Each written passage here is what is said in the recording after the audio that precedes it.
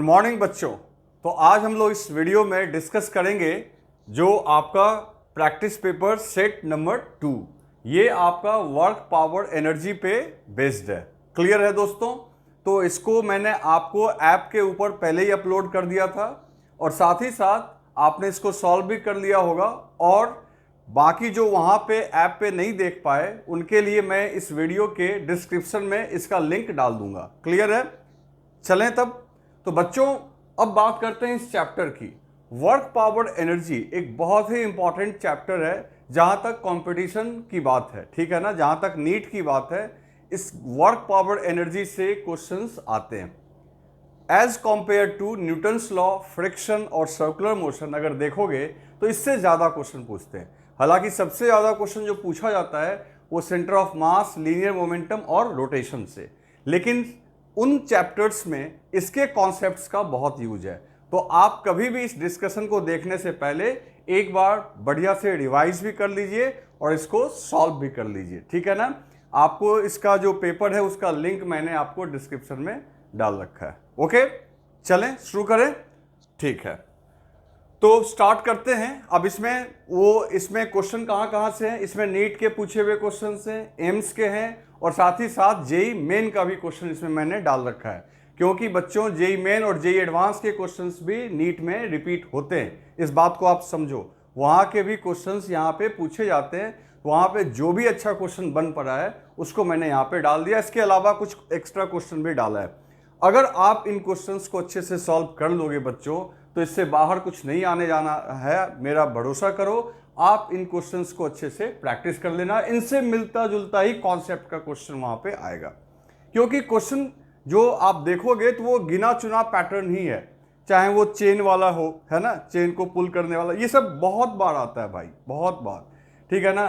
X time के function में दिया हुआ है, फिर जीरो से आपका सर्टेन टाइम तक कितना वर्क डन हुआ है ना, ये पूछता है।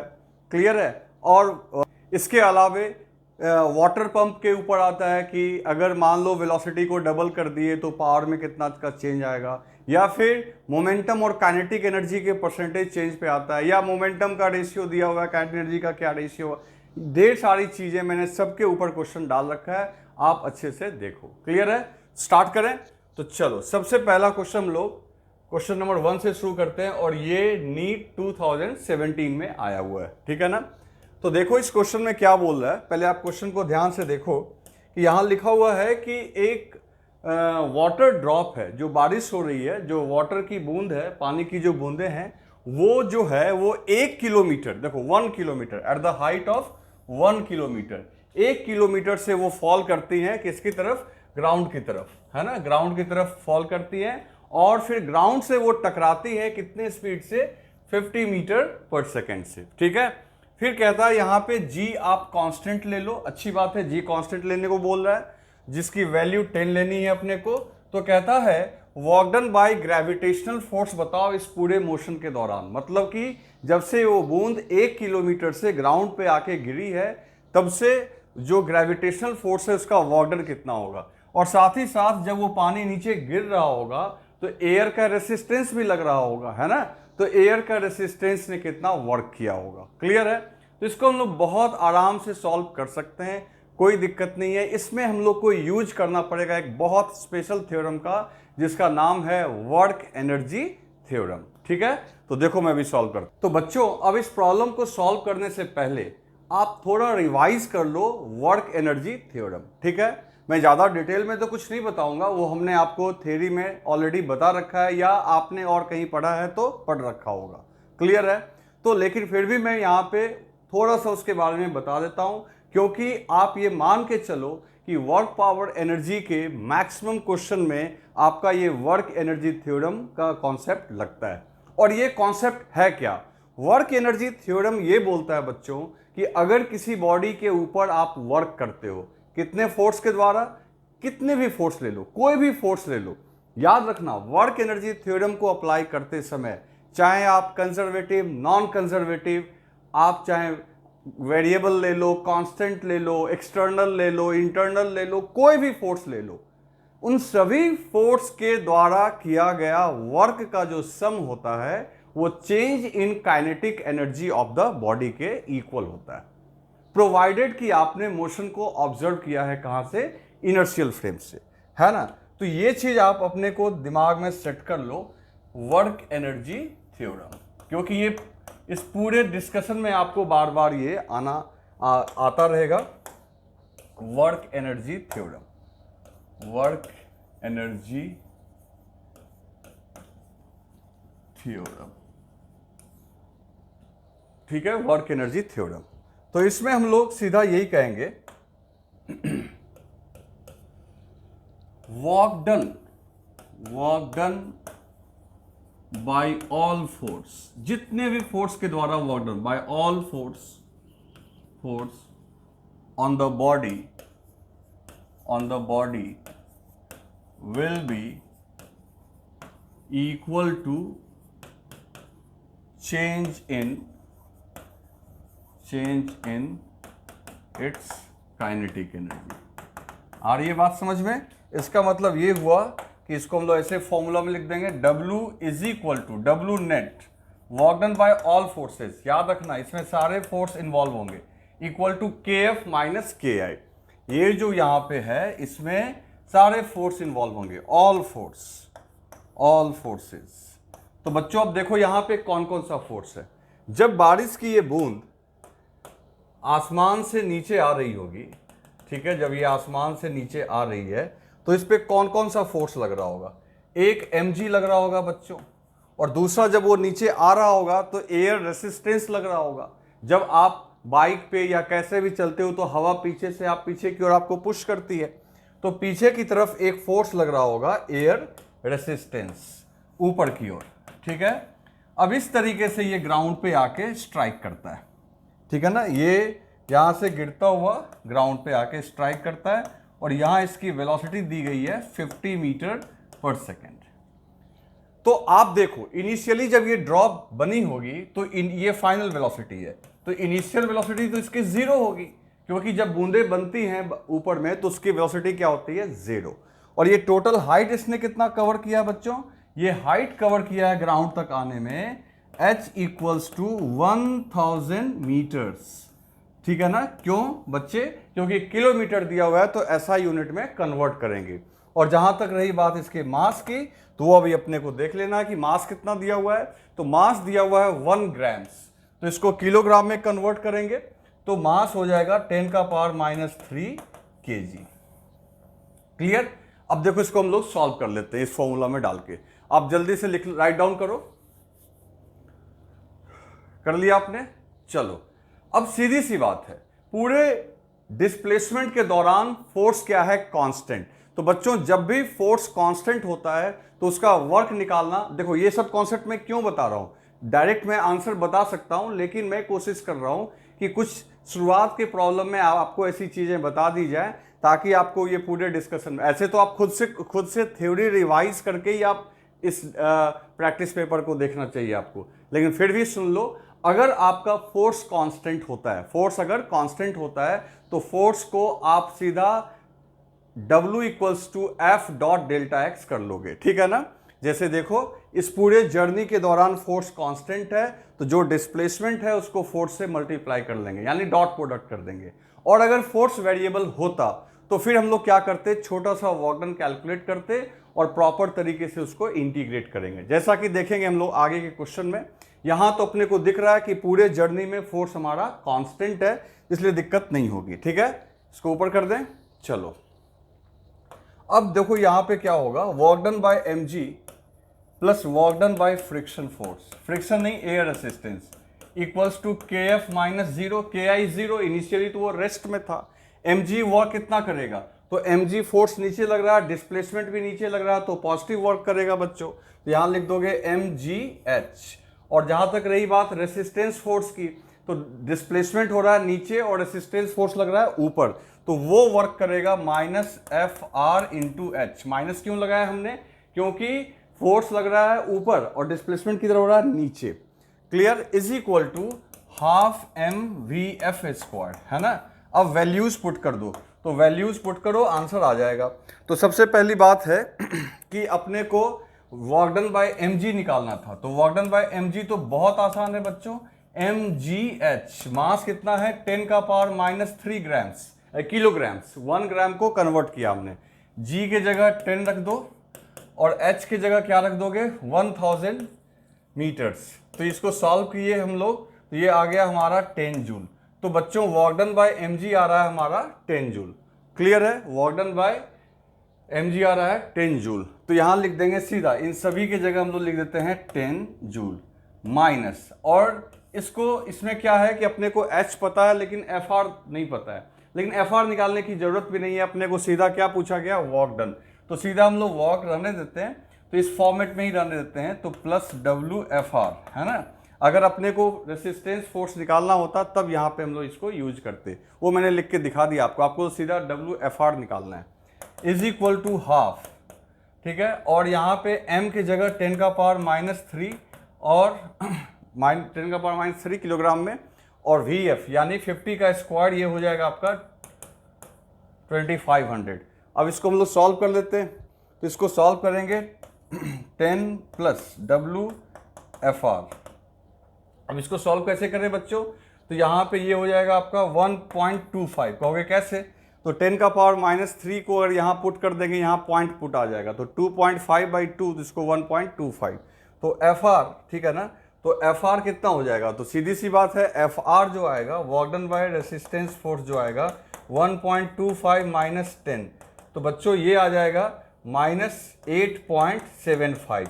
देखो इसका वर्क डन नेगेटिव आया है ना, नेगेटिव आना ही था, तो वर्क डन इसका नेगेटिव आया। अब हम लोग देख लेंगे कि वहाँ साइन के साथ पूछा है कि नहीं, तो work done by mg 10 joule होगा और work done bye resistance force 8.75। तो अब अपना ऑप्शन देखते हैं, वेरी गुड। यहाँ पे देखो वर्क डन बाय, अब यहाँ पे भी ध्यान रखना है, पहले कौन है, तो पहले है ग्रेविटेशनल फोर्स, तो ग्रेविटेशनल फोर्स देखो 10 जूल हो गया, और दूसरा रेसिस्टिव फोर्स -8.75, तो ये अपना आंसर आ गया। तो इसको राइट डाउन कर लो।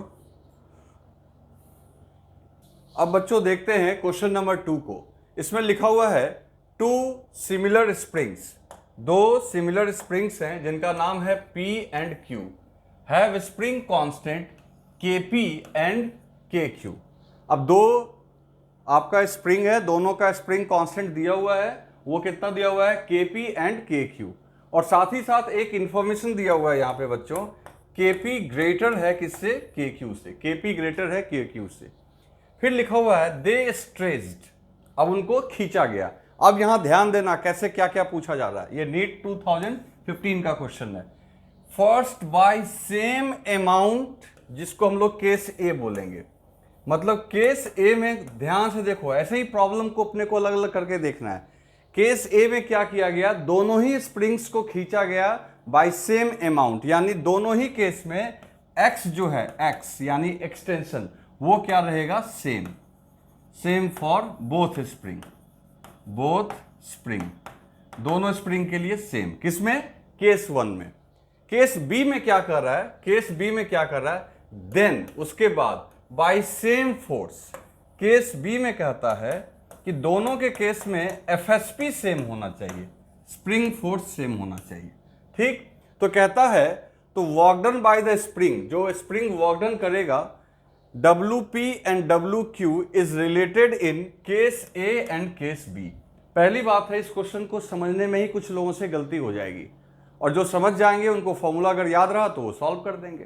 तो अब देखो अपने को इसको सॉल्व करना है, समझ गए ना। तो केस ए का मतलब हुआ कि दो स्प्रिंग है, पहली बात क्लियर है, दो स्प्रिंग है, दोनों का स्प्रिंग कांस्टेंट अलग अलग है, KP ग्रेटर है किससे, KQ से। केस ए में दोनों में एक्सटेंशन सेम है, और केस बी में क्या है, दोनों में स्प्रिंग फोर्स सेम है। क्लियर। तो आपको इनके वर्क डन का रिलेशन डेवलप करना है।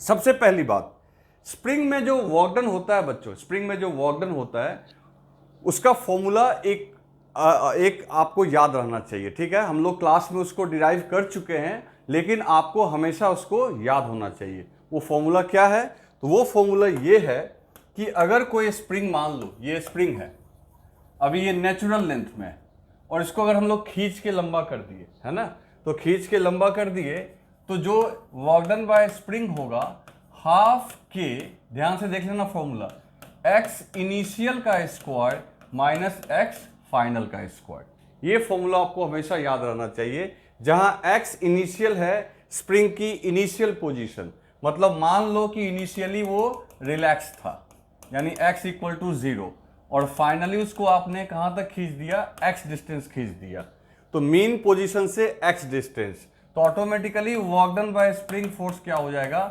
हाफ x इनिशियल की जगह 0, x फाइनल की जगह x स्क्वायर, तो माइनस हाफ के एक्स स्क्वायर। ये इस तरीके से आ गया। और ऐसे भी देखो, स्प्रिंग अगर नेचुरल लेंथ पे है, मतलब नेचुरल लेंथ मतलब रिलैक्स्ड है, और उसको खींच के लंबा कर दोगे तो डिस्प्लेसमेंट आगे हो रहा है, फोर्स पीछे लग रहा है, तो ऑटोमेटिकली आपका जो है जो वर्क डन होगा माइनस हाफ के एक्स स्क्वायर ही होगा। इसको हम लोग ऑलरेडी क्लास में कर चुके हैं, है ना।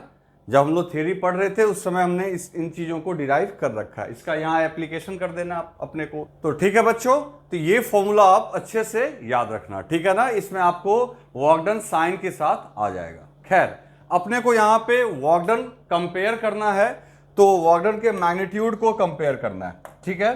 तो देखो, सीधी सी बात है कि अगर अपना फॉर्मूला वर्क डन के मैग्नीट्यूड की अगर बात कर रहे हैं, तो सीधा हम लोग लिख सकते हैं हाफ के एक्स स्क्वायर, है ना, हाफ के एक्स स्क्वायर। अब यहां पे जो एक काम और कर सकते हैं, जो अभी अपने को काम आने वाला है।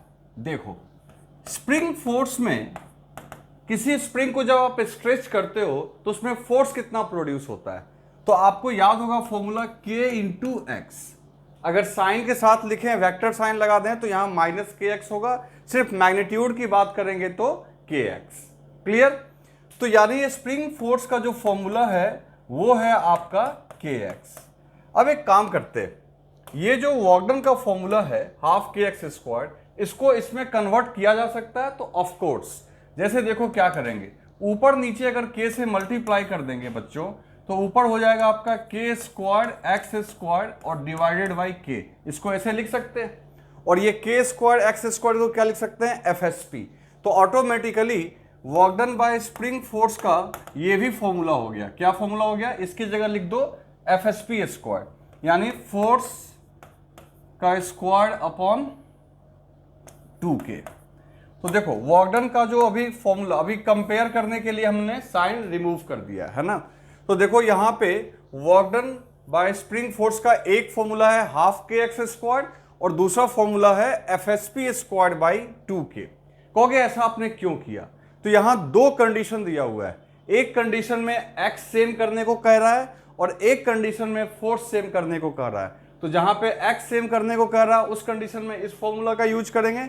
ऐसे भी ये याद रखना, ठीक है ना। और जहां पे आपको फोर्स सेम कह रहा है तो वहां पे कंपेयर करने के लिए इसको यूज करेंगे, ठीक है। तो देखो, सीधी सी बात है, हम लोग सबसे पहले केस 1 की बात करते हैं। केस ए, शायद ए बी करके दिया हुआ है, ए बी करके दिया हुआ है, यस। तो केस ए में देखो, केस ए में आपका क्या है, दोनों का x सेम है ना, दोनों का x क्या है, सेम। तो ऑटोमेटिकली अगर x सेम रहेगा तो जिसका k ज्यादा होगा उसका वर्क डन ज्यादा होगा। तो उस केस में हम लोग कह सकते हैं कि चूंकि kp ग्रेटर है kq से, तो ऑटोमेटिकली wp ग्रेटर होगा wq से। याद रखिएगा, ये वर्क डन का सिर्फ न्यूमेरिकल वैल्यू की मैं बात कर रहा हूं। तो wp ग्रेटर होगा wq से, है ना, wp, क्योंकि kp बड़ा है और दोनों में देखो दोनों का x सेम है, तो यही फॉर्मूला आप यूज करोगे। तो wp ग्रेटर होगा wq से। तो देखो इसमें किस किस चॉइस में, इस चॉइस में, है ना, wp ग्रेटर है wq से। हालांकि यहां भी केस ए तो अब आराम से सेलेक्ट तो हो ही गया। अब केस बी को चेक करने की जरूरत भी नहीं है, अगर करना चाहते हो तो कर भी सकते हो।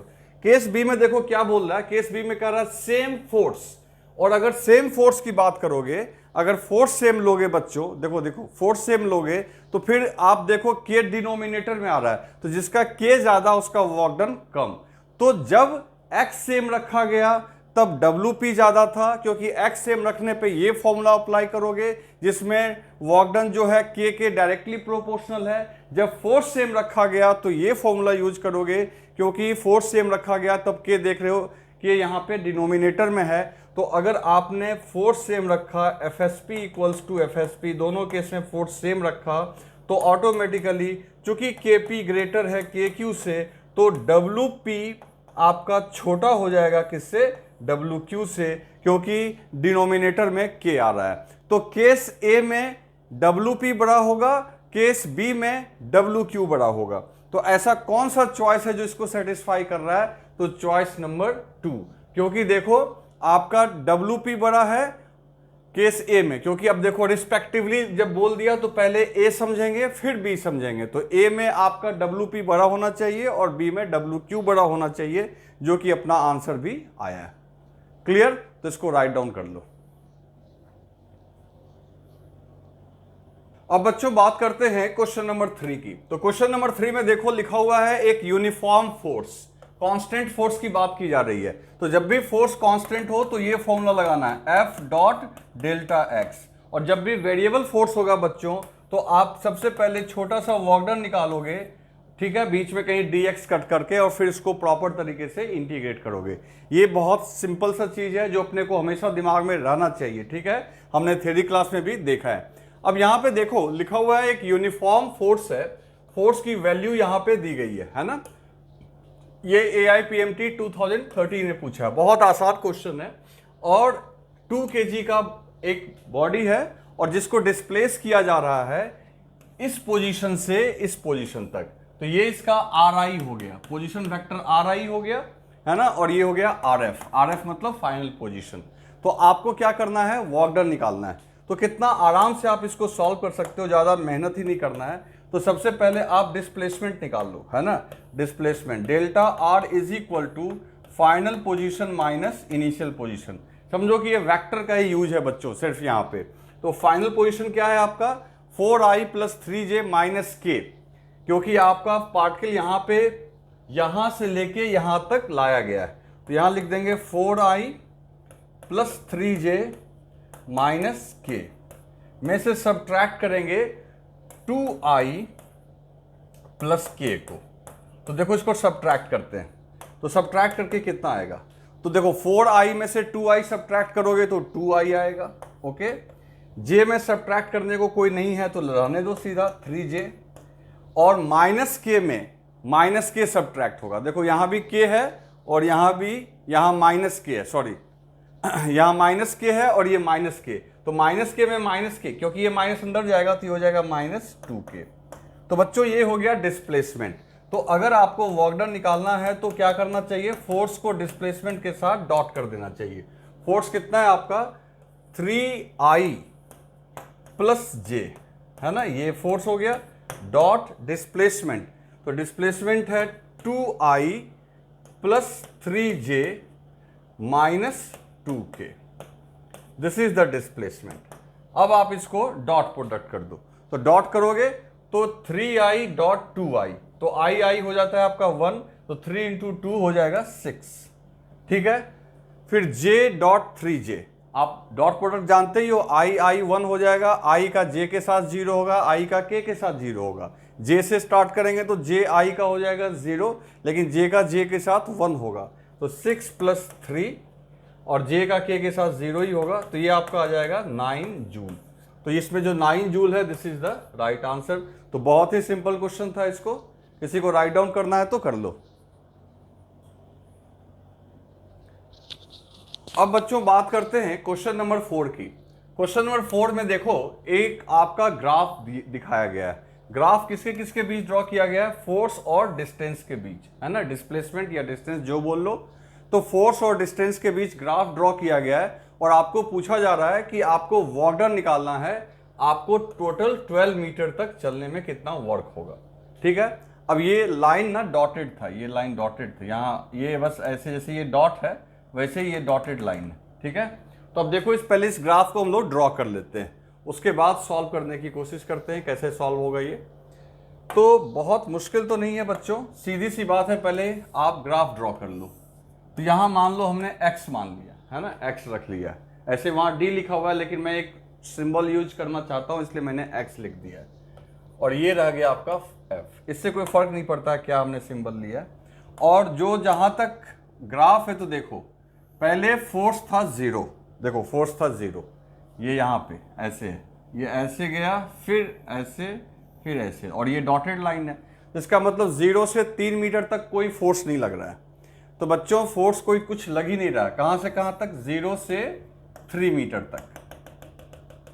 और उसके बाद एक फोर्स लगना शुरू हुआ 2 न्यूटन का, यहां से 2 न्यूटन का फोर्स लग रहा है 3 मीटर से लेके कब तक, तो 3 मीटर से लेके 7 मीटर तक। तो 3 मीटर से 7 मीटर तक आपका देखो यहां पे कांस्टेंट फोर्स लगा, और ये कांस्टेंट फोर्स कितना है, 2 न्यूटन का। और उसके बाद 12 मीटर तक ये फोर्स 2 न्यूटन से घटता हुआ क्या हो गया, 0, है ना। मतलब कि 7 to 12 मीटर तक में इस फोर्स की वैल्यू घट के हो गई 0, जो कि 12 पे देखो कोऑर्डिनेट y कोऑर्डिनेट 0 है। तो कह रहा है टोटल 0 से 12 तक में वर्क डन कितना हुआ। सबसे पहली बात देखो वर्क डन क्या होता है, तो वर्क डन होता है बच्चों F डॉट dx का इंटीग्रेशन, है ना। कहोगे ये क्या लिख दिया आपने, तो भाई dw होता है छोटा सा वर्क डन, छोटा सा वर्क डन होगा फोर्स इंटू छोटा सा डिस्प्लेसमेंट। तो अगर आपको टोटल वर्क चाहिए, आपको अगर टोटल वर्क चाहिए तो ऐसे ही छोटे छोटे वर्क डन को क्या करना पड़ेगा, इंटीग्रेट करना पड़ेगा। तो यही dw के जगह हमने f dx लिख दिया है। तो f dx का इंटीग्रेशन जो है बच्चों, f dx का इंटीग्रेशन ये कुछ और नहीं बल्कि आपको क्या देता है, वर्क। अब याद होगा आपको जब हम लोग ग्राफ पढ़ रहे थे, तो ग्राफ में मैंने आपको बताया था कि अगर ग्राफ हम लोग ड्रॉ करते हैं, ग्राफ प्लॉट करते हैं y और x के बीच में, और ऐसे ये ग्राफ आया, तो इस ग्राफ का एरिया जो होता है, एरिया, ये ग्राफ का एरिया हुआ x एक्सिस पे, ये एरिया जो होता है, एरिया का फॉर्मूला होता है y dx का इंटीग्रेशन। यानी y और x के बीच में अगर ग्राफ ड्रॉ किया हुआ है तो इसका एरिया जो होगा वो y dx का इंटीग्रेशन। ठीक इसी तरीके से देखो यहां y का रोल कौन प्ले कर रहा है बच्चों, फोर्स, y का रोल प्ले कर रहा है फोर्स, और x का रोल तो खैर x खुद ही कर रहा है, डिस्टेंस। तो इसका मतलब होगा कि इसका जो एरिया होगा, ये जो एरिया होगा, क्योंकि यहां तो कुछ एरिया आएगा ही नहीं क्योंकि फोर्स ही नहीं है, तो ये जो एरिया हुआ पूरा, दिस एरिया, ये एरिया जो होगा, this area is equal to y के जगह लिखोगे f और इसके जगह लिखोगे x dx, है ना। जैसे यहां पे y dx, यहां हो गया f dx। तो f dx ये आपका मैथ के हिसाब से हुआ एरिया, और फिजिक्स के हिसाब से यही क्या होता है, वर्क। तो जब हम लोग वर्क पढ़ रहे थे वहां क्लियर कट मैंने आपको लिखवाया है कि अगर हम लोग force versus x graph draw करते हैं तो उस ग्राफ का एरिया जो होता है वो क्या देता है, वर्क। आज से याद रखना इस चीज को, अगर आप भूल गए हो तो फोर्स वर्सेस एक्स का जो एरिया होता है वो एरिया क्या देता है, एक्स एक्सिस पर एरिया लो तो वो देगा वर्क। अब तो बहुत आराम से इसको हम लोग सॉल्व कर सकते हैं। तो सबसे पहले हम लोग इसको रब कर लेते हैं, तो देखो ये क्या हो जाएगा। तो बच्चों यहां पे वर्क डन इक्वल्स टू हो जाएगा। अब देखो यहां पे इसका एरिया तो कुछ आएगा नहीं, अब यहां पे एक रेक्टेंगल है और एक आपका ट्रायंगल है, या सीधा एक साथ सॉल्व करना चाहते हो तो ये एक ट्रेपीजियम है ना, ट्रेपीजियम है, तो लिख सकते हो हाफ इनटू इन दोनों के बीच का डिस्टेंस, ये कितना न्यूटन है देख लेते हैं, 2 न्यूटन है भाई। तो ठीक है 2 न्यूटन, तो ये लिख दिया 2, बीच का डिस्टेंस। फिर ये देखो 3 और 7 के बीच हो गया 4, और 3 और 12 के बीच हो गया 9, है ना। तो यहां पे क्या लिखेंगे हम लोग, 4 + 9, 2 कैंसिल हो गया, ये 13 जूल निकल के आ गया। तो इसका आंसर आ गया बच्चों 13 जूल। तो इस तरीके से आप यहां से क्या सीखे कि आज से अगर एग्जाम में कभी भी अपने को फोर्स वर्सेस एक्स ग्राफ दिया हुआ रहेगा तो उसका एरिया आप फाइंड आउट करना, ये बहुत कॉमनली पूछा जाने वाला क्वेश्चन है। तो आपको वो एरिया से आपको वर्क मिल जाएगा, आपका आंसर आ गया। क्लियर, तो इसको राइट डाउन कर लो। अब बच्चों बात करते हैं क्वेश्चन नंबर 5 की। क्वेश्चन नंबर 5 में देखो क्या लिखा हुआ है, यहां लिखा हुआ है a vertical spring with force constant K is fixed on a table. अब देखो ये एक टेबल है, टेबल पे वर्टिकल डायरेक्शन में एक स्प्रिंग आपने ऐसे फिक्स कर रखा है। फिर लिखा हुआ है a ball of mass m at a height h above the free upper end of the spring. अब यहां पे एक बॉल है, ठीक है, और बॉल कितनी हाइट पे है, h हाइट पे। यहां से इसको आपने रिलीज कर दिया। तो रिलीज किया तो ये गिरेगा, falls vertically on the spring so that the spring is compressed by distance D, है ना, डिस्टेंस्ड, यहाँ डिस्टेंस, ये डिस्टेंस अलग है बच्चों और ये डी अलग है ना, डिस्टेंस डी। तो पूछ रहा है the net work done in the process is. अब देखो ये इसके ऊपर गिरेगा तो आप समझो स्प्रिंग को तो कंप्रेस करेगा ही जब तक कि वो रुके ना फिर से, तो स्प्रिंग को कंप्रेस करने में कितना डिस्टेंस लगा, डी। तो पूछता है इस पूरे प्रोसेस में नेट वर्क डन कितना हुआ। ऐसे तो देखो इसका आंसर तुरंत जीरो होगा, नेट वर्क डन जीरो होगा, लेकिन अपने को जीरो के टर्म में आंसर नहीं करना है, इनके टर्म में आंसर करना है। तो भी आसान है, देखो कर देते हैं हम लोग सॉल्व। तो देखो ट्राई करते हैं इसको करने का। तो अब अपना है ये क्वेश्चन नंबर 5। सबसे पहली बात देखो, पहले ये सिचुएशन डायग्राम हम लोग ड्रॉ कर लेते हैं। ये सिचुएशन थी, ये स्प्रिंग आपका रिलैक्स और ये रहा बॉल, ठीक है। अब ये बॉल यहां से कितनी दूरी पे है, तो डी डिस्टेंस पे, सॉरी एच डिस्टेंस पे। ये कितनी दूरी पे है, एच डिस्टेंस पे। अब यहां से ये गिरना शुरू हुआ, ठीक। तो गिरेगा तो कुछ ना कुछ वेलोसिटी गेन कर लेगा, इनिशियल वेलोसिटी इसकी जीरो, और जब ये टकराएगा तो कुछ वेलोसिटी की वजह से स्प्रिंग को और दबाएगा। और लिखा हुआ है क्वेश्चन में, क्लियर लिखा हुआ है कि ये स्प्रिंग जो है आपका,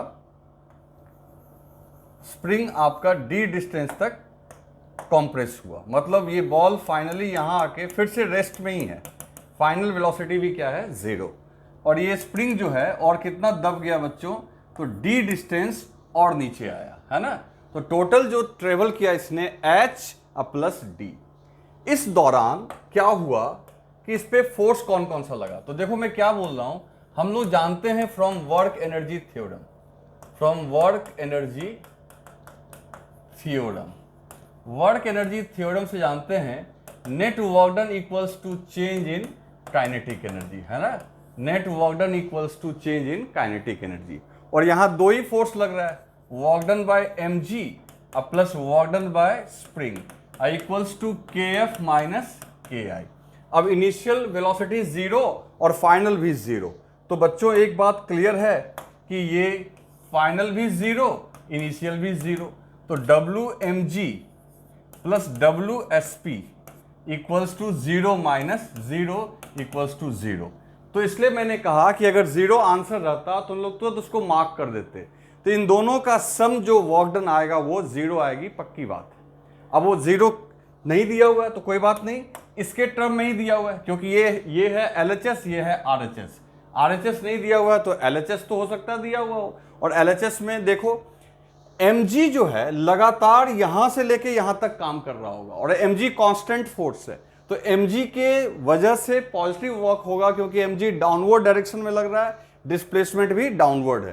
तो mg का वर्क डन जो होगा mg और टोटल डिस्प्लेसमेंट हो गया h प्लस डी, क्लियर।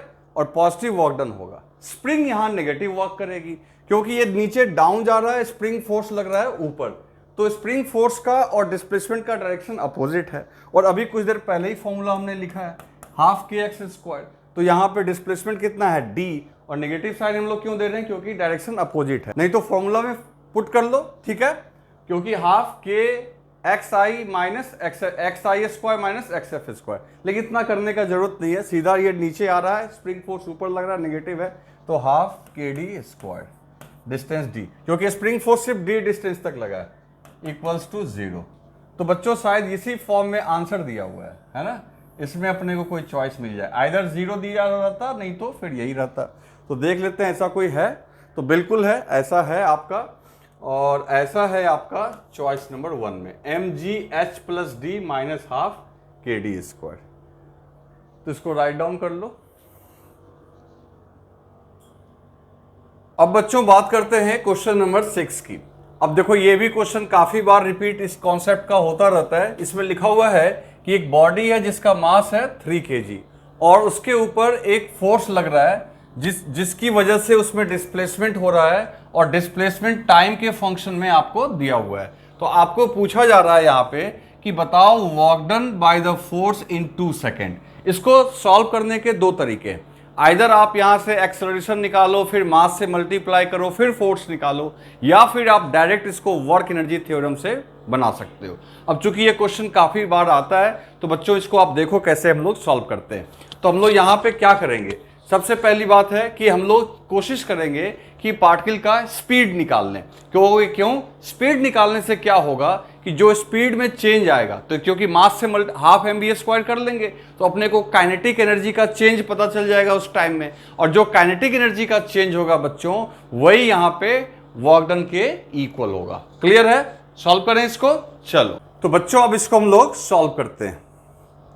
तो देखो यहां पे क्या लिखा हुआ है, S equals to 1/3 t²।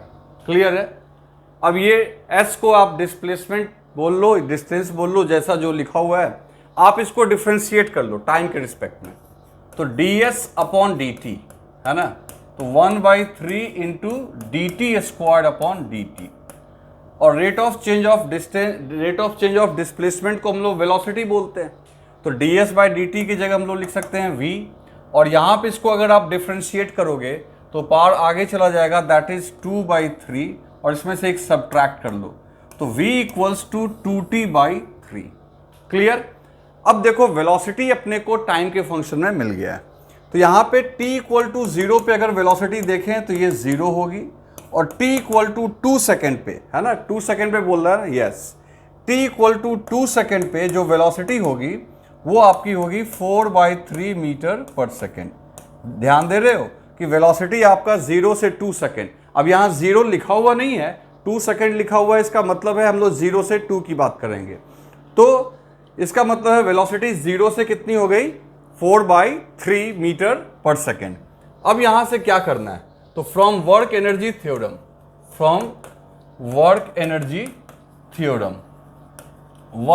Theorem से work done by all force equals to change in kinetic energy, है ना। तो यहाँ पे काइनेटिक एनर्जी के नाम पे हाफ m और v फाइनल का square minus half m v initial का स्क्वायर। आप इसका यूज जरूर करना, इस प्रॉब्लम को आप बार बार रिवाइज करना, ऐसे ही क्वेश्चंस आते हैं बच्चों। तो यहाँ पे मास अपने को दिया हुआ है ना 3 kg, तो देखो यहाँ पे क्या करेंगे, 1/2 मास के जगह 3 kg, और फाइनल वेलोसिटी है 4/3 का स्क्वायर हो जाएगा 16/9, और इधर तो हो गया आपका 0। तो यहाँ से इसको आप 2 से ये करो 8, एंड ये तो 8/3 जूल निकल के आ गया। ये मेरे को ज़्यादा आसान लगता है एज कॉम्पेयर टू एक्सेलरेशन वाले से, तो आप इसी का यूज ज़्यादा करना बच्चों। तो 8/3 that is choice number second. ठीक है, तो इसको राइट डाउन कर लो।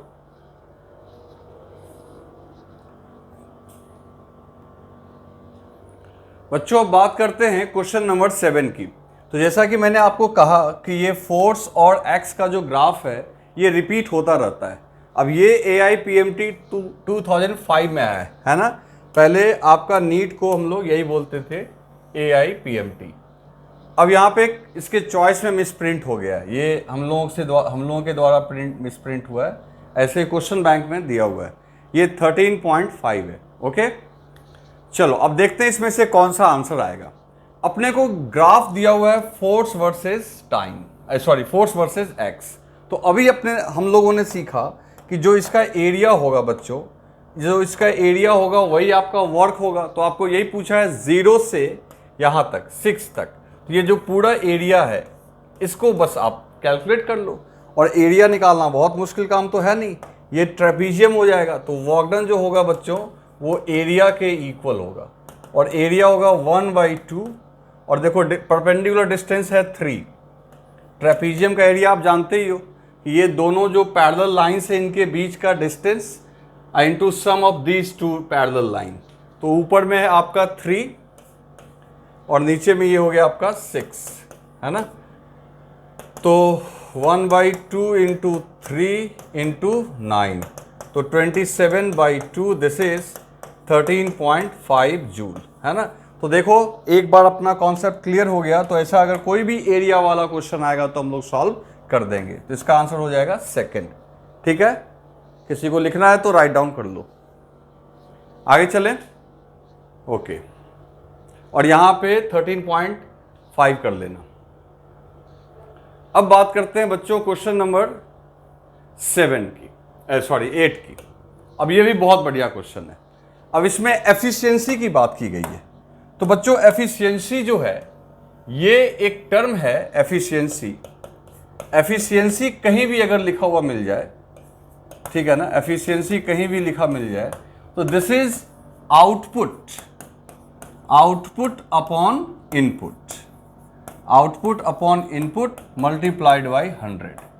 ये आपको कर देंगे तो आपको परसेंटेज में आ जाएगा कि आपने क्या इनपुट लगाया और आपको आउटपुट क्या मिला। तो देखो यहां पे 250 न्यूटन का फोर्स लगाना पड़ रहा है किसको पुल करने के लिए, 75 केजी को। 75 केजी का मतलब समझ लो कितना वेट हो गया उसका, 750 न्यूटन। तो 250 न्यूटन का अप्लाई करके 750 न्यूटन का फोर्स आप जनरेट कर रहे हो, और ये कर सकते हैं, कोई बहुत बड़ी बात नहीं है। ये पुली का अरेंजमेंट होता है बच्चों। जैसे आपको एक सिंपल एग्जांपल मैं देता हूं कि अगर आप यहां पे सीलिंग पे फिक्स कर दो, ठीक है, अगर आपने यहां पे लगाया 60 न्यूटन, तो देखो ये टेंशन हो गया 60 न्यूटन, 60 न्यूटन, तो ऑटोमेटिकली नीचे हो जाएगा ये डबल 120 न्यूटन। तो ऐसा ही कुछ इंतजाम किया गया और 250 न्यूटन लगा के आप किसको पुल कर रहे हो, 750 न्यूटन को पुली का इस्तेमाल करके। अब देखो उस मास को लिफ्ट करने के लिए, इस मास को 3 मीटर तक आपने लिफ्ट किया, 3 मीटर तक ऊपर उठाया, तो 750 न्यूटन का फोर्स लगा होगा 3 मीटर तक, तो वर्क डन हुआ होगा उस मास पे। इसके लिए आपको उस रस्सी को कितना खींचना पड़ा, तो 12 मीटर। तो खुद सोचो रस्सी में जो फोर्स आप लगा रहे हो 250 का, और कितना डिस्टेंस तक लगाए, 12 मीटर तक, और इसका रिजल्ट क्या निकला, 750 न्यूटन का जो वो भारी भरकम बॉडी है वो 3 मीटर तक ऊपर उठा। तो इनपुट इसमें से कौन सा है, इनपुट वो है जो आप वर्क कर रहे हो, और आउटपुट क्या मिल रहा है आपको, जो बॉडी ऊपर जा रही है। तो इनके बीच में टेक्निकल फॉल्ट्स की वजह से आपका टोटल वर्क ट्रांसफर नहीं हो पाया, लेकिन उसका मेजॉरिटी हिस्सा ट्रांसफर हुआ। तो वही पूछ रहा है कितना प्रतिशत हिस्सा ट्रांसफर हुआ। तो बहुत आसान है, आप सिंपल सी बात है, आउटपुट। तो आउटपुट हो गया 750 अगुने डिस्टेंस है 3, और आपने फोर्स कितना लगाया, 250 इंटू कितना मीटर तक, 12 मीटर तक, और यहां पे क्या कर दो, 100 से मल्टीप्लाई कर दो। अब इसको हम लोग सॉल्व कर लेते हैं।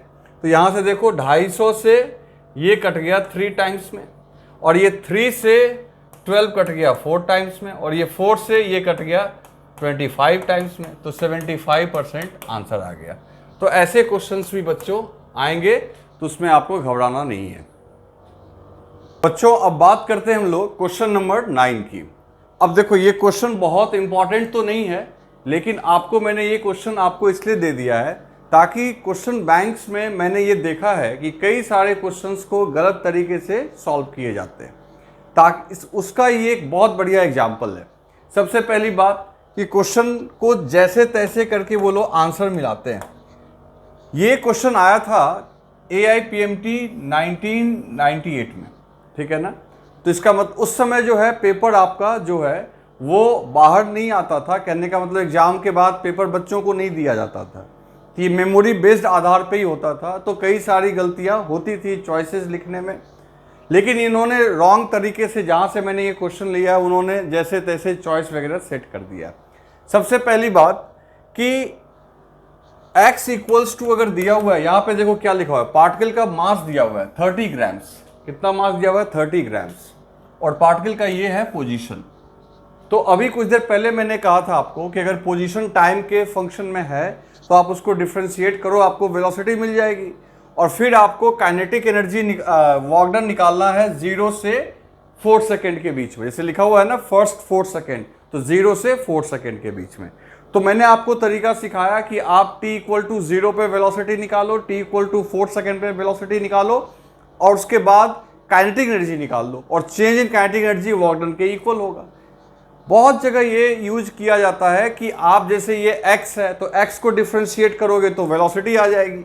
जैसे ये x कितना दिया हुआ है, 3t minus 4t square plus T Q, इसको डिफ्रेंशिएट करोगे बच्चों तो ये आ जाएगा 3 minus 8t plus 3t square एक बार और डिफ्रेंशिएट कर दो तो आ जाएगा एक्सेलरेशन, और वो कितना आ जाएगा, तो वो आ जाएगा आपका यहाँ पे ये 0 हो जाएगा -8 और +6t। तो आप देख सकते हो कि एक्सेलरेशन जो आ रहा है 6t - 8 मीटर पर सेकेंड स्क्वायर, और वो इसी एक्सेलरेशन को वो लोग क्या करते हैं कि मास से मल्टीप्लाई करते हैं और सीधा फोर्स मिल गया, और फोर्स को फिर डिस्प्लेसमेंट से ये सब नहीं करने का भाई, करने का जरूरत भी नहीं है, और डायरेक्ट आप मल्टीप्लाई भी नहीं कर सकते हो। एक्सेलरेशन देखो वेरिएबल है, तो फोर्स भी आपका वेरिएबल होगा, तो फिर आपको इंटीग्रेशन करना पड़ेगा। तो ये सब करने के बजाय जो तरीका मैंने आपको समझाया है उस तरीके से सॉल्व करो, और उस तरीके से अगर सॉल्व करोगे तो भी आपको आंसर इसलिए नहीं आएगा क्योंकि पहला मिसप्रिंट यहाँ पे है। आपको 30 ग्राम की जगह 3 ग्राम्स लेना है, मास को 3 ग्राम्स लेना है, और तो आपका चॉइस आएगा, वो भी जो चॉइस आएगा जो मैंने सॉल्व किया है इसको, तो वो आपका 530 के आसपास आएगा, एग्जैक्ट नहीं आएगा। तो मैंने जानबूझ के इस प्रॉब्लम को दिया ताकि आप जब कभी क्वेश्चन बैंक बनाओ तो आप उलझो नहीं कि पता नहीं आपका कॉन्सेप्ट कहीं रॉन्ग तो नहीं। आपका कॉन्सेप्ट बिल्कुल सही है, हम लोग उसी फॉर्मूला से चलेंगे, that is work done equals to change in kinetic energy. ये कभी आपका फेल नहीं होगा। तो एक काम करते हैं, इसको हम लोग सॉल्व करते हैं। तो इसको सॉल्व करते हैं अभी हम लोग। देखो क्वेश्चन नंबर 9। तो हम लोग क्या करेंगे, सबसे पहली बात है x इक्वल्स टू अपना दिया हुआ जैसा कि देख रहे हैं हम लोग 3t - 4t square, 3t - 4t square plus T cube. तो बच्चों इसको सीधा है डिफ्रेंशिएट कर लो, तो वेलोसिटी आ जाएगी 3 - 8t प्लस 3t स्क्वायर। ये वेलोसिटी निकल के आ गई। अब जब ये वेलोसिटी आ गई तो t = 0 पे वेलोसिटी कितनी होगी, तो 3 मीटर पर सेकेंड, ये इनिशियल वेलोसिटी हो गई। t = 4, क्योंकि 0 पुट कर दोगे तो सिर्फ 3 बचेगा।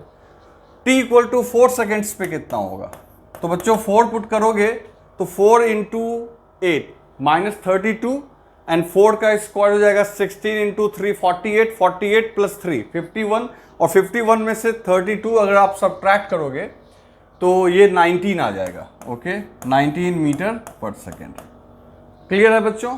चलो अब आपको वेलोसिटी मिल गई तो आप सीधा लिख दो work done equals to ½ mv final का स्क्वायर माइनस ½ mv इनिशियल का स्क्वायर। यही फॉर्मूला आपको लगाना है। चूंकि ये क्वेश्चन बार बार आता है इसलिए मैं इतना स्ट्रेस कर रहा हूं आपको। तो ½ m कॉमन ले लो तो vf स्क्वायर माइनस vi का स्क्वायर। अब वैल्यूज पुट कर देते हैं। 3 ग्राम्स, तो 3 × 10⁻³ कर देंगे तो ये केजी में कन्वर्ट हो जाएगा। 30 मिसप्रिंट है, आप 3 करना, ठीक है ना, तभी आपका आंसर आ पाएगा। ऐसे जरूरी नहीं है कि हर जगह मिसप्रिंट हो ही, जो मास दिया रहेगा वो रखेंगे। इस क्वेश्चन के लिए मैं बोल रहा हूँ जहाँ से मैंने क्वेश्चन लिया वहाँ पे मिसप्रिंट है। फिर फाइनल वेलोसिटी देखो कितना है 19, तो इसको लिख देंगे 19 का स्क्वायर। इनिशियल कितना है बच्चों 3, तो ये हो जाएगा आपका 3 का स्क्वायर। तो इसको हम लोग सॉल्व कैसे करेंगे, तो 1/2 × 3 × 10⁻³ अब देखो ये a square minus b square हो गया, तो 19 का ऐसे स्क्वायर भी कर सकते हैं और चाहे तो a square minus b square के हिसाब से ही बना सकते हैं। तो 19 + 3 हो जाएगा 22 और 19 - 3 हो जाएगा आपका 16। अब इसको सॉल्व करते हैं, तो 2 से आप 16 को कैंसिल करो 8 टाइम्स में, तो 3 × 22 × 8 × 10⁻³ अब देखो 22 × 8 हो जाएगा आपका 16 and 7 176 1776, और 176 को अगर 3 से मल्टीप्लाई करेंगे तो ये 8 हो जाएगा, 17 × 51 एक बार, यस 528। तो बच्चों ये टोटल आ जाएगा आपका 528 × 10⁻³ जूल। इसी को हम लोग 528 मिली जूल कहेंगे, जो कि कोई भी ऑप्शन में नहीं है। अगर क्लोज करने को कहेगा तो हम लोग 50 मिली जूल आंसर कर सकते हैं। तो आपको बस यही समझाना था मेरे को कि जब कभी भी x टाइम का फंक्शन हो तो आप सीधा वेलोसिटी निकालो, फिर वेलोसिटी के बाद आप चेंज इन काइनेटिक एनर्जी निकालो, आपका आंसर आ जाएगा। इसको आप राइट डाउन कर लो। तो बच्चों अब बात करते हैं हम लोग क्वेश्चन नंबर 10 की। अब देखो ये नीट 2016 में पूछा हुआ है। अब ये जो क्वेश्चन है इसमें सर्कुलर मोशन और वर्क पावर एनर्जी दोनों के कॉन्सेप्ट को मिक्स किया गया है। यहां पे लिखा हुआ है कि एक पार्टिकल है जिसका मास है आपका 10 kg और वो एक सर्कल में मूव कर रहा है जिस सर्कल का रेडियस है 6.4 सेंटीमीटर, ठीक है। और जो उसका एक्सेलरेशन है बच्चों 80, यानी कांस्टेंट एक्सेलरेशन है टेंजेंशियल डायरेक्शन में। हम लोगों को पता है बच्चों कि सर्कुलर मोशन में दो एक्सेलरेशन हो सकते हैं, एक सेंटर की तरफ सेंट्रीपिटल और एक टेंजेंट के अलॉन्ग होता है टेंजेंशियल। और जो टेंजेंशियल होता है वो उसके स्पीड को चेंज करता है, सेंट्रीपिटल एक्सेलरेशन उसके डायरेक्शन को चेंज करता है। क्लियर है? स्पीड चेंज करने का काम किसका है? टेंजेंशियल का। क्लियर? ये अपने दिमाग में हम लोग रखते हैं। फिर लिखा हुआ है what is the magnitude of this acceleration. इस एक्सेलरेशन का मैग्नीट्यूड निकालना है अगर काइनेटिक एनर्जी पार्टिकल की जो है वो इतनी हो जाती है by the end of second revolution after the beginning of motion. अब देखो इसको कैसे हम लोग सॉल्व करेंगे। सबसे पहली बात है कि आप ये आइडेंटिफाई आपने कर लिया कि ये जो सर्कुलर मोशन है ये आपका नॉन यूनिफॉर्म है। कैसा है बच्चों? नॉन यूनिफॉर्म, क्योंकि यहां पे पार्टिकल जो मूव कर रहा है उसकी वेलोसिटी यानी उसका जो वेलोसिटी का मैग्नीट्यूड है वो लगातार चेंज कर रहा है क्योंकि टेंजेंशियल एक्सेलरेशन मौजूद है। तो देखो हम लोग एक सर्कुलर पाथ ड्रॉ कर लेते हैं सबसे पहले। तो मान लो ये सर्कुलर पाथ हो गया, ठीक है।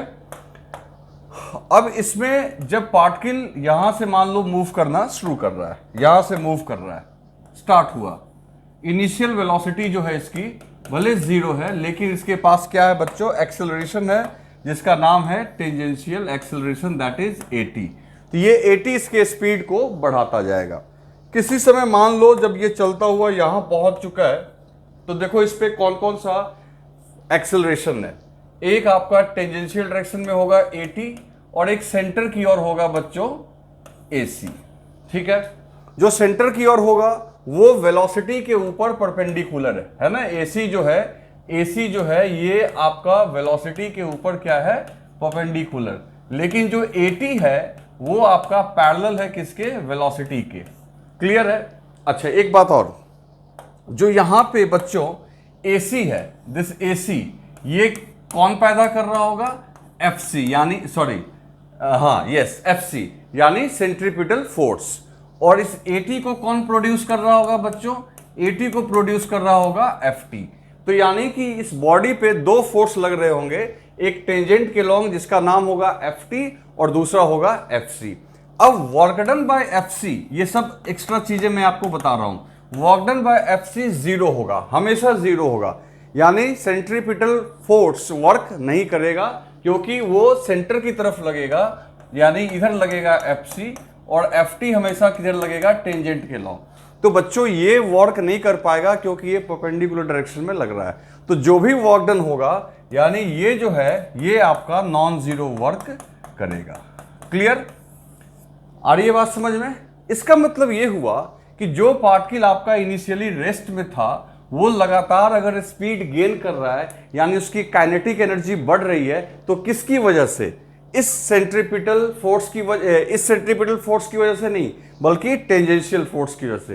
टेंजेंशियल फोर्स है जो यहां पे लगातार एक्सेलरेशन को स्पीड को बढ़ा रहा होगा और पार्टिकल की काइनेटिक एनर्जी बढ़ रही होगी। ठीक है ना?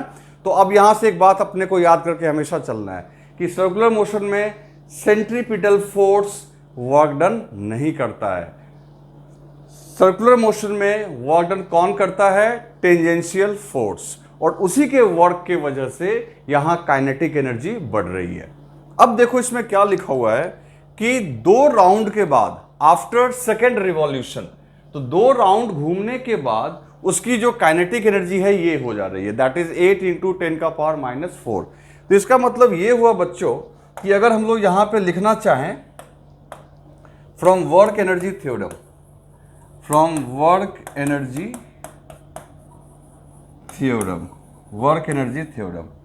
Work done by tangential force is equal to change in kinetic energy, है ना? यही लिखेंगे क्योंकि सेंट्रीपिटल फोर्स का तो कोई वर्क डन आएगा नहीं। तो पहले आप इतना लिख लो, फिर मैं आगे बात कर रहा हूं। लिख लिया आपने? चलो अब देखते हैं। सबसे पहली बात है कि ये टेंजेंशियल फोर्स निकालेंगे कैसे। तो बच्चों न्यूटन का लॉ कहता है force equals to mass into acceleration. तो टेंजेंशियल फोर्स के लिए हम लोग सीधी सी बात है टेंजेंशियल एक्सेलरेशन को मास से मल्टीप्लाई कर देंगे। क्लियर है? तो force equals to mass into acceleration. दूसरी बात है दो चक्कर घूमने का मतलब टोटल डिस्प्लेसमेंट कितना हुआ। मतलब कि देखो कहोगे कि सर डिस्प्लेसमेंट तो जीरो हो जाएगा, नहीं। कैसे होगा कि हर जगह आपका ये फोर्स जो है ये वेरिएबल फोर्स है। टेंजेंशियल फोर्स डायरेक्शन के हिसाब से वेरिएबल है। तो हम छोटा छोटा वर्क निकालेंगे बच्चों। तो छोटा सा वर्क डन अगर निकालोगे तो लिखोगे F T dot D x, है ना। डी एक्स मतलब छोटा सा डिस्टेंस। तो टेंजेंशियल फोर्स देखो, टेंजेंशियल फोर्स भी नीचे और डिस्प्लेसमेंट भी टेंजेंट के लॉन्ग ही होगा। तो दोनों का डायरेक्शन सेम होगा तो automatically D W equals to क्या हो जाएगा, F T into D X into cos zero. तो कॉस जीरो क्यों? क्योंकि दोनों का डायरेक्शन सेम है। तो इस तरीके से बच्चों F T into D x, ये छोटा सा वर्क डन आया। तो दो चक्कर में कितना वर्क डन आएगा, मैं इसको ऊपर कर दूं तो देखो दो रिवॉल्यूशन। तो अब ये जो dx है ये वेक्टर नहीं है। देखो डॉट प्रोडक्ट के बाद ये बन गया है स्केलर, मतलब डिस्टेंस बन गया है। तो दो चक्कर में मतलब कि सीधी सी बात है एफ टी की जगह लिख देंगे m इंटू ए टी और dx टोटल w की बात कर रहे हैं। और जब इसको इंटीग्रेट करेंगे, है ना, यहाँ भी इंटीग्रेट करेंगे, यहाँ भी इंटीग्रेट करेंगे, तो m इंटू ए टी और dx यानी टोटल डिस्टेंस जो हो जाएगा बच्चों 4 पाई आर। 2 पाई आर तो एक बार सरकमफेरेंस हुआ, एक बार सरकमफेरेंस की लेंथ हो गई कितनी, 2 पाई आर। दो चक्कर का मतलब हो गया 4 पाई आर। तो इस तरीके से जो वर्क डन निकल के आएगा 4 पाई आर एम ए टी। देखो इतना लंबा चौड़ा निकल के आया, ये निकल के आ रहा है आपका यहाँ पे। क्लियर है? तो ये आपका आ गया वर्क डन। आई बात समझ में? इसमें ध्यान दो, दो चक्कर में डिस्प्लेसमेंट कोई पूछे क्यों नहीं जीरो हो गया तो कहना कि देखो यहाँ पे फोर्स है वेरिएबल, वेरिएबल मैग्नीट्यूड के हिसाब से नहीं, डायरेक्शन के हिसाब से, इसलिए छोटा सा वर्क निकालेंगे। और छोटा सा वर्क निकालने के लिए छोटा सा जो डिस्प्लेसमेंट लोगे वो टेंजेंट के लॉन्ग आएगा और फोर्स और टेंजेंट दोनों का डायरेक्शन सेम होगा तो वो कॉस जीरो हो जाएगा। अब ये स्केलर क्वांटिटी हो गया, डॉट के बाद तो स्केलर क्वांटिटी, और स्केलर में सीधा सरकमफेरेंस को दो बार ऐड कर देना है। ठीक है बच्चों, अब इसको यहाँ पे डायरेक्ट लिखते हैं हम लोग। तो यहाँ पे अगर लिखें तो work done by tangential force equals to change in kinetic energy. तो work done by tangential force के जगह लिख देंगे 4 पाई, है ना, आर, उसके बाद M A T equals to kinetic energy half M B square minus zero, final भी मान लेते हैं, इनिशियल जीरो मान लेते हैं, और इसकी वैल्यू दी गई है, काइनेटिक एनर्जी की वैल्यू दे दी गई है। तो बच्चों सीधा अपने को ये निकालना है ए टी। तो काइनेटिक एनर्जी की वैल्यू, इसकी वैल्यू दी गई है, कितनी दी गई है, तो इसकी वैल्यू दी गई है 8 इंटू 10 का पावर माइनस 4।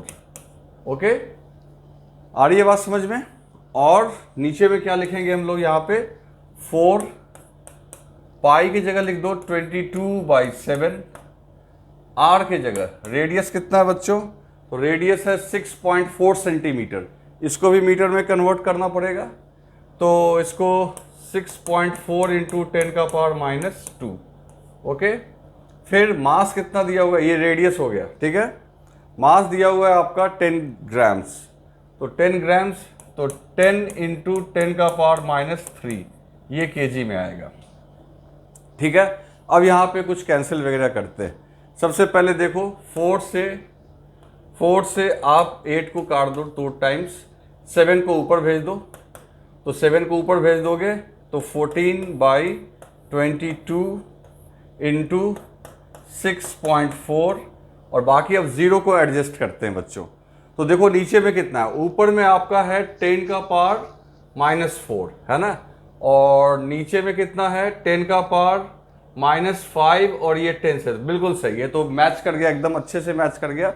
ये पूरा आपका इससे कैंसिल हो जाएगा। आ रही है बात समझ में?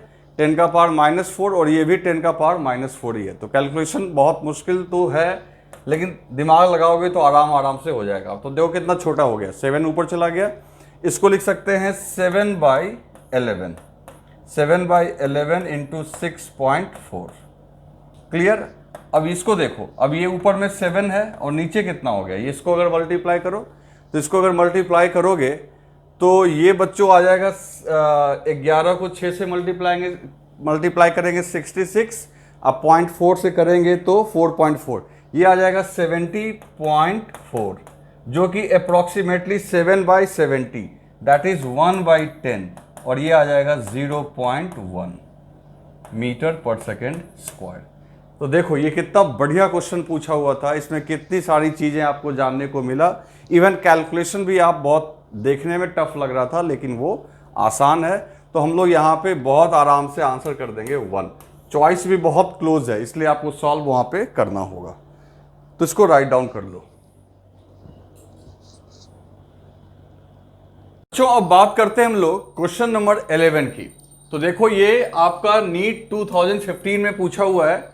इसमें आपका जो ये ब्लॉक दिया हुआ है ये 10 kg का है, ओके, और ये एक्स एक्सिस के लॉन्ग चल रहा है विथ कांस्टेंट स्पीड 10 मीटर पर सेकेंड। ये एक्स के लॉन्ग चल रहा था कांस्टेंट स्पीड से, कितना से, कांस्टेंट स्पीड से 10 मीटर से। फिर क्या हुआ कि इसके ऊपर एक रिटार्डिंग फोर्स लगने लगा। कहां से कहां तक, x इक्वल टू 20 मीटर से x इक्वल टू 30 मीटर के बीच में। और जो फोर्स लग रहा था बच्चों वो था आपका वेरिएबल फोर्स। रिटार्डिंग है मतलब अपोजिट डायरेक्शन में, और वेरिएबल कैसे है, तो 0.1 इंटू एक्स, ये x है ना, ये जो क्रॉस लगा हुआ है दरअसल वो x है। तो फोर्स जो है 0.1x जूल पर मीटर, और ये फोर्स लगा आपका 20 मीटर से 30 मीटर के बीच में। तो पूछता है इसकी फाइनल काइनेटिक एनर्जी क्या होगी। तो पहले तो ये बेचारा आराम से चल रहा था एक्स एक्सिस के लॉन्ग कांस्टेंट स्पीड से। फिर आपका 20 मीटर के बाद जब फोर्स लगने लगा, रिटार्डिंग फोर्स, तो आप समझ सकते हो कि अब इसकी वेलोसिटी में चेंज आएगा, मतलब घटेगा, और घटेगा तो फाइनल काइनेटिक एनर्जी कुछ ना कुछ कम होगी। तो कैसे कैलकुलेट करेंगे। तो बच्चों यहां पे हमको फिर से याद आई वर्क एनर्जी थ्योरम की, क्योंकि वर्क एनर्जी थ्योरम कहता है, from work energy theorem, from work energy theorem हम लोग लिख सकते हैं work done equals to change in kinetic energy, that is kF minus KI। तो अपने को अगर ये W पता चल जाए, और K इनिशियल तो खैर गिवन है क्योंकि मास भी दिया हुआ है, उसकी वेलोसिटी भी दी गई है, तो फाइनल काइनेटिक एनर्जी तो अपने को आराम से मिल जाएगा। तो वर्क डन निकालना है, ठीक है ना, वर्क डन निकालना है। अब जो फोर्स आपका लग रहा है वो फोर्स कितना है, 0.1x है ना, 0.1x। अब ये फोर्स है आपका, जूल पर मीटर को न्यूटन भी बोल सकते हैं। तो ये फोर्स आपका वेरिएबल है। क्लियर। वेरिएबल फोर्स को के वर्क डन को कैलकुलेट करने का क्या तरीका है। जैसे मान लो कि ये पार्टिकल एक्स एक्सिस के लॉन्ग चल रहा था, और ये x इक्वल्स टू 20 से लेके x इक्वल्स टू 30 के बीच में ये फोर्स लग रहा है।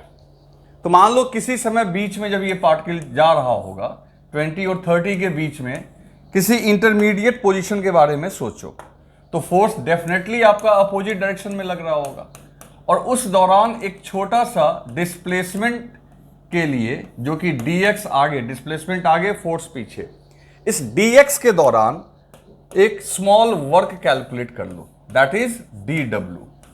समझ गए ना।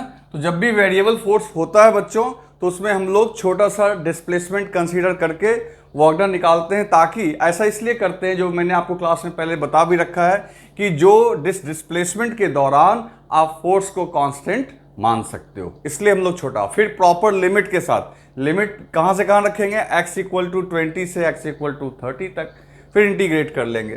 तो dw जो है बच्चों ये हो जाएगा f डॉट dx, और फोर्स और डिस्प्लेसमेंट अपोजिट डायरेक्शन में है तो cos 180। तो फोर्स का मैग्नीट्यूड कितना दिया हुआ है, तो फोर्स का मैग्नीट्यूड देखो दिया हुआ है 0.1x। तो हम लोग लिख देते हैं यहाँ पे 0.1x, dx की जगह dx इंटू cos 180। cos 180 क्यों भाई, क्योंकि डायरेक्शन है अपोजिट। तो छोटा सा जो वर्क डन निकल के आ रहा है, 0.1 को 1/10 लिख लो, तो x/10 इंटू dx, और आगे लगा दो माइनस। ये माइनस कहां से आया, cos 180 से। तो ये dw आया। अब आपको वर्क टोटल निकाल लेना चाहिए, कहां से कहां के बीच, x इक्वल्स टू 20 से x इक्वल टू 30 के बीच। तो w इक्वल्स टू dw का इंटीग्रेशन, बच्चों इसमें -1/10 को आप बाहर निकाल लो और अंदर में आ गया x dx, और लिमिट रखना है आपको 20 मीटर, मीटर में दिया हुआ है बिल्कुल 20 मीटर टू 30 मीटर, 20 टू 30, और x dx का इंटीग्रेशन हो जाएगा बच्चों x²/2, है ना, एक बार 30 रखोगे एक बार 20 रखोगे। तो इस तरीके से ये आपका यहाँ पे वर्क डन जो निकल के आ रहा है -1/x dx का हो जाएगा x²/2 को बाहर निकाल लो, तो बाहर आ गया 1/20, और अंदर में x² में एक बार 30 रखोगे तो हो जाएगा उसका स्क्वायर 900, एक बार 20 रखोगे तो ये हो जाएगा आपका 400। तो finally work done equals to आ रहा है आपका 500/20, और ये एक जीरो से, ठीक है ना, एक जीरो से एक जीरो कैंसिल कर दो, तो ये आ रहा है -25 जूल। ये आपका वर्क डन निकल के आया। अब जब वर्क डन निकल के आया तो फिर तो आपको फाइनल काइनेटिक एनर्जी चाहिए, इनिशियल आपको पता है, तो पहले इसको राइट डाउन करो। कर लिया आपने, चलो अब देखते हैं। तो हम लोग सीधी सी बात है W equals to KF find out करना है, KI, तो KI हो गया 12 mv², मास है 10 kg और जा रहा था 10 मीटर से ही, तो यहां पे लिख दोगे 10 × 10 का स्क्वायर, क्लियर। और ये है आपका -25 जूल इक्वल्स टू KF, ये 1000/2 हो जाएगा 500। सो फाइनल काइनेटिक एनर्जी जो हो जाएगी बच्चों 500 -25, दिस इज 475 जूल। देखो इतना आराम से हम लोग सॉल्व कर सकते हैं, बस कॉन्सेप्ट क्लियर होना चाहिए, थोड़ा सा मैथमेटिक्स भी आपको आना चाहिए। ये नहीं कि आप नीट वाले हैं तो आप डिफरेंशिएशन या इंटीग्रेशन नहीं सीखेंगे, देखो यूज आ रहा है यहाँ पे, ठीक है ना। तो इसका आंसर हो गया 475 जूल, तो इसको राइट डाउन कर लो।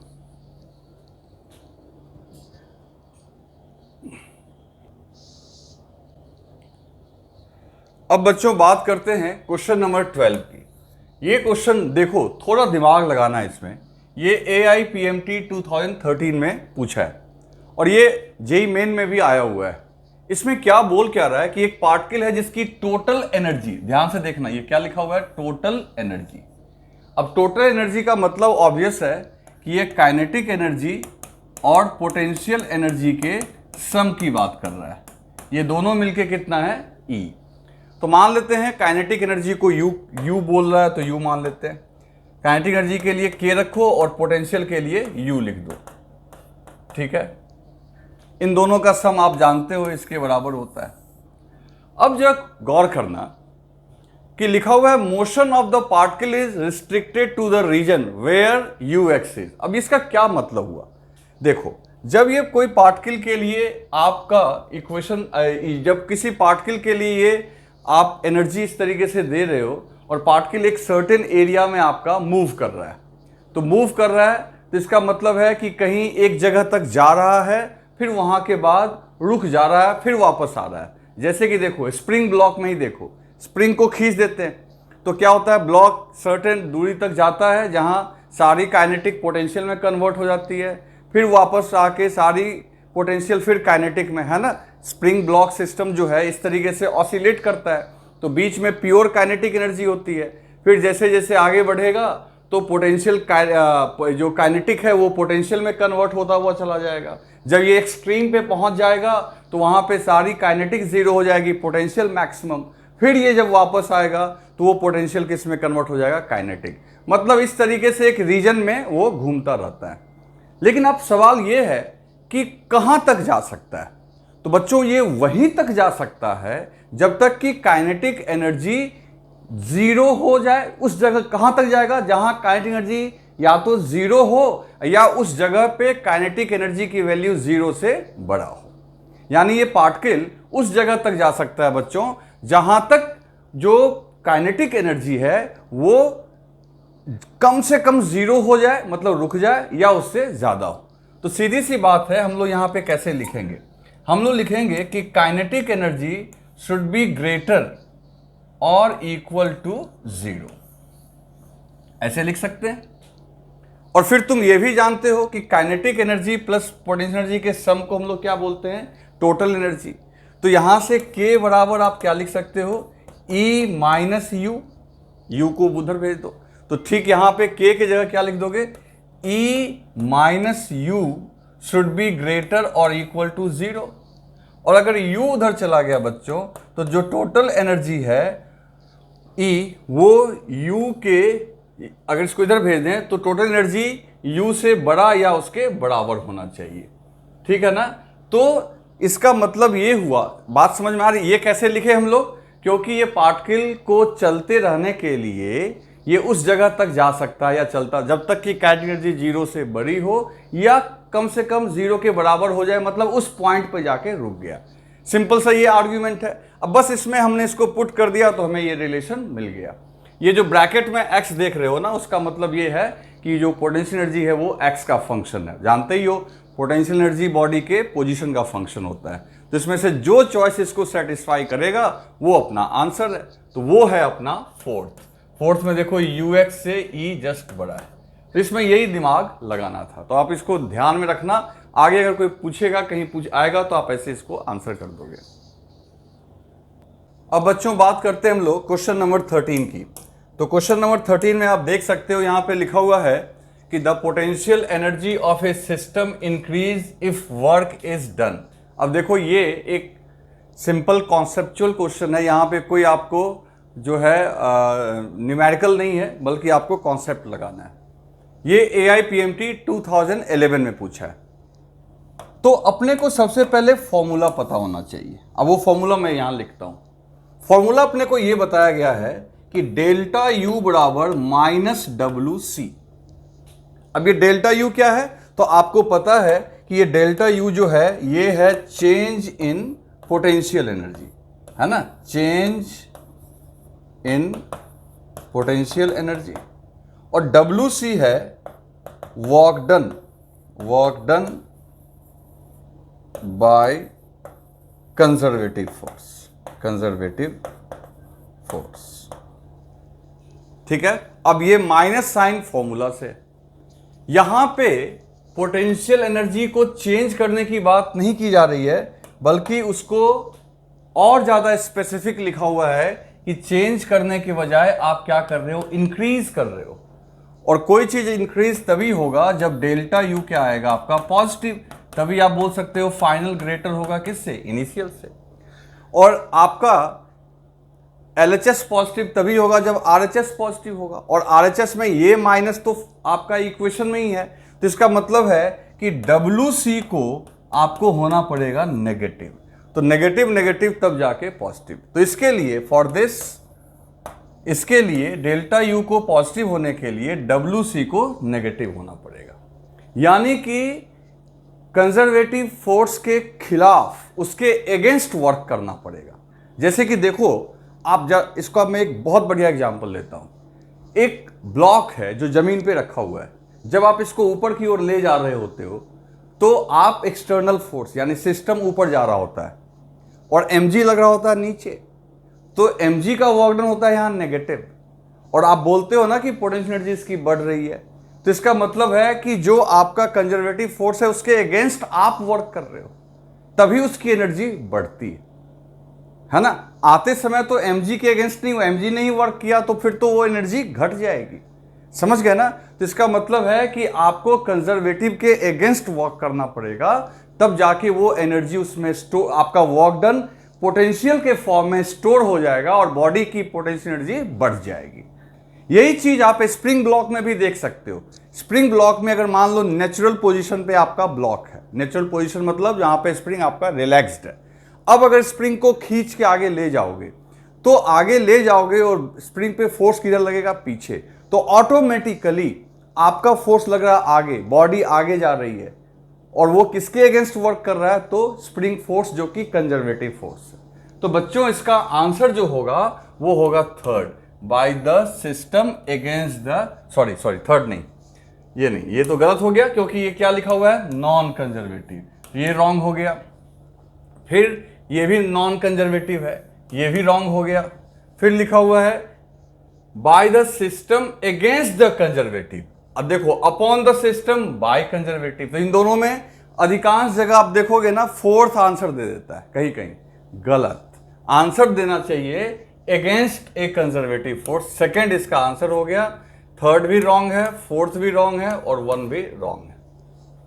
ठीक है ना, सेकेंड इज द आंसर। तो बच्चों याद रखना, ये आपका आंसर है by the system against A conservative force. तो कंजर्वेटिव फोर्स के खिलाफ अगर वर्क डन होगी तो सिस्टम की पोटेंशियल एनर्जी बढ़ेगी। तो इसको कुछ लिखना हो तो लिख लो।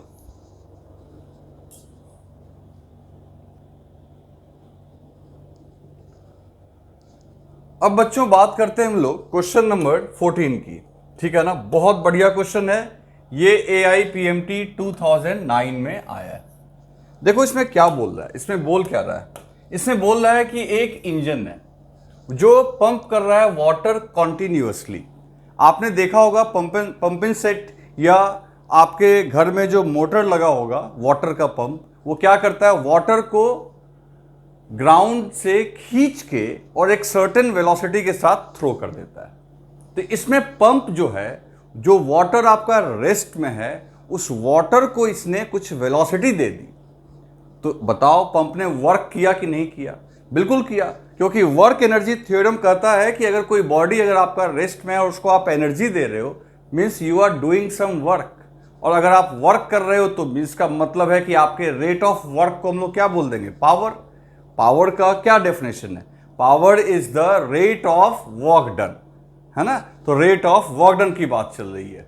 ठीक है, फिर जो लिखा हुआ है कि वाटर लिफ्ट्स द हॉर्स, मतलब जो उसका क्या कहते हैं, जो पाइप है वहां से जो पानी बाहर जब निकलता है तो उसकी वेलोसिटी है v।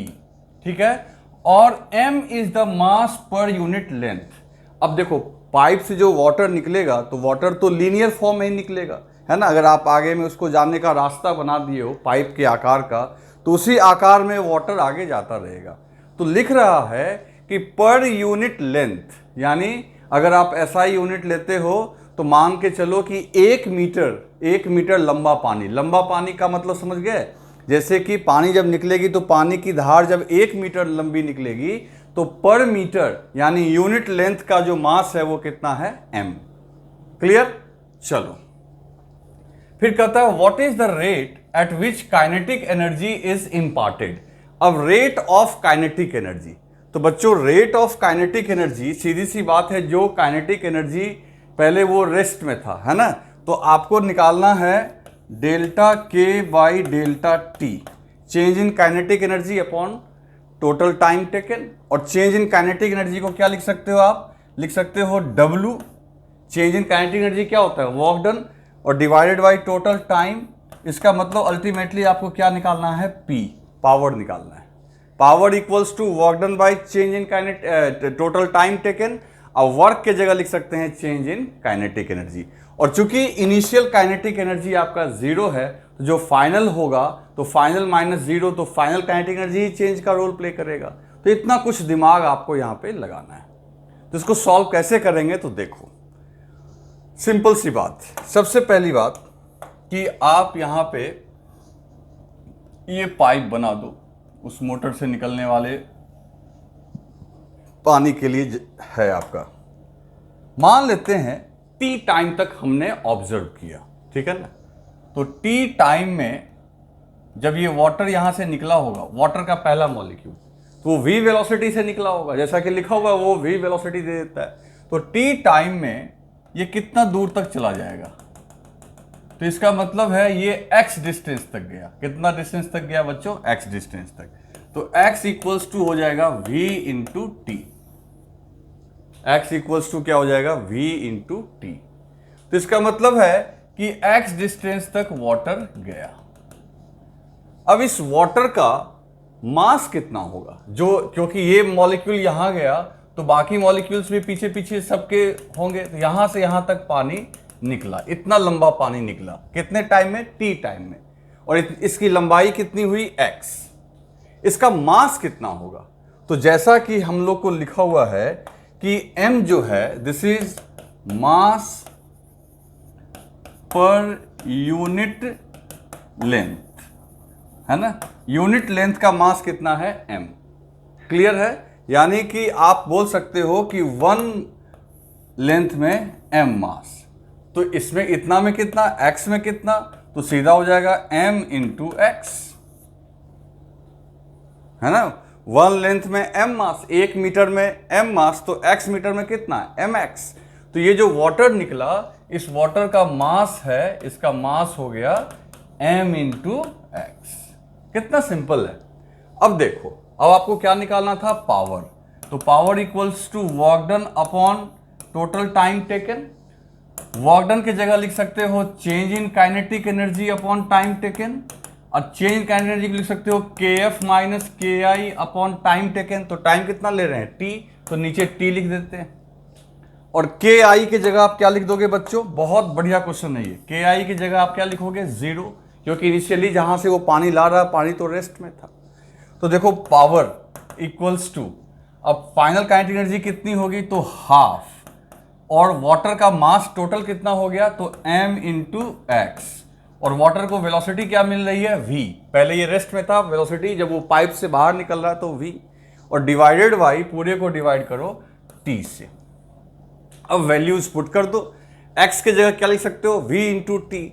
So p equals to half m v into T into V square upon T. T cancel हो गया बच्चों, यहां आंसर निकल गया हाफ m v cube. This is the rate at which the pump impart the kinetic energy to the water, या यूं कह सकते हो this is power of the pump। अब याद रखना एक बात, यहां से एक पावर ऑफ द पंप, तो किसी भी पंपिंग सेट का जो पावर होता है वो वाटर के वेलोसिटी के पावर 3 के प्रोपोर्शनल होता है। ये भी एक चीज याद रखना, आगे एग्जाम में आ सकता है। ठीक है ना। तो ये एक बहुत बढ़िया क्वेश्चन था बच्चों, इसको राइट डाउन कर लो।